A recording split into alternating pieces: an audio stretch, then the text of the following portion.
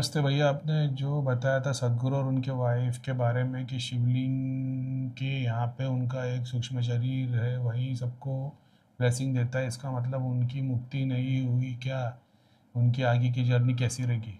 एक नहीं, सदगुरु के सातों सूक्ष्म शरीर ध्यान लिंगम से एसोसिएटेड है, वाइफ लिंग भैरवी से एसोसिएटेड है, वो नागा स्टैचू जो वो 108 वाले वो उनके गुरु और उनके शिष्य के सारे सूक्ष्म शरीर से एसोसिएटेड है।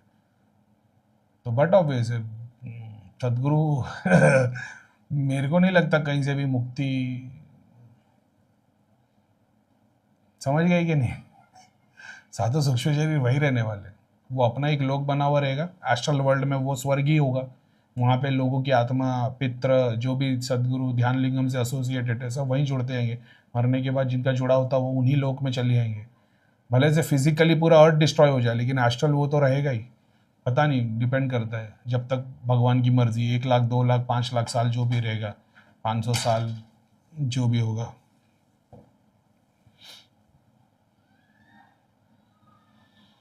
भैया देवता दोष और शक्ति दोष अलग अलग है क्या? क्या एक इंसान में दोनों दोष हो सकते हैं? देवता दोष तो देख लो ऐसा है कि किसी देवी देवता को तुमने पूजते थे और फिर तुमने नए अडॉप्ट कर लिए तो देवता का दोष नहीं लगेगा। देवी देवता को तुम पूजते थे और उनको छोड़ दिया तुमने, समझ रहे हो, तो देवता दोष लगेगा। खास तौर पे तब जब उन्होंने तुम्हारे को खानदान में पूरा करके दिया। अभी जो मार्केट में जो चल रहा है कि अभी कभी हनुमान जी को पावरफुल बता दिया, काली माता वाले ने काली माता को पावरफुल बता दिया, भैरव बाबा ने भैरव बाबा को पावरफुल बता दिया, ललिता वाले ने ललिता माता को बता दिया, और मुसलमान अल्लाह को पावरफुल बता रहे।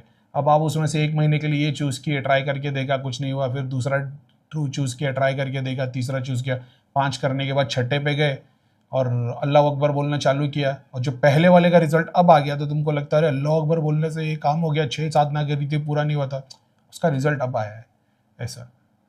तो ये भी हो सकता है। तो ये तो देवता का दोष हो जाएगा ऐसा। इसीलिए फिर देवताओं के नाम पे हवन करोगे तो वो सारा सिस्टम सॉल्व होता है। शक्ति दोषा तो वो है जहाँ पे तुम्हारे एंसेस्टर्स श्राप लग गया है, एंसेस्टर्स में कहीं ने कांड किया है, तुमने कांड किया है पास्ट लाइफ में, एस्ट्रल बॉडी में, स्पिरिचुअल लाइफ में, वो समझ रहे हो।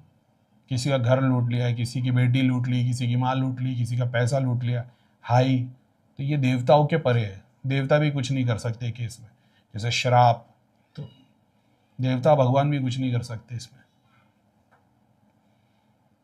और पुराण से वेरीफाई करने को जाओगे तो जहाँ जहाँ श्राप मिला है, देवता भगवान विष्णु भगवान शिव जी ने भी हाथ उठा दिए, बोले भाई अपने से नहीं होने वाला, ये प्रोसेस के थ्रू जाना पड़ेगा। तो इस बात का प्रूफ है।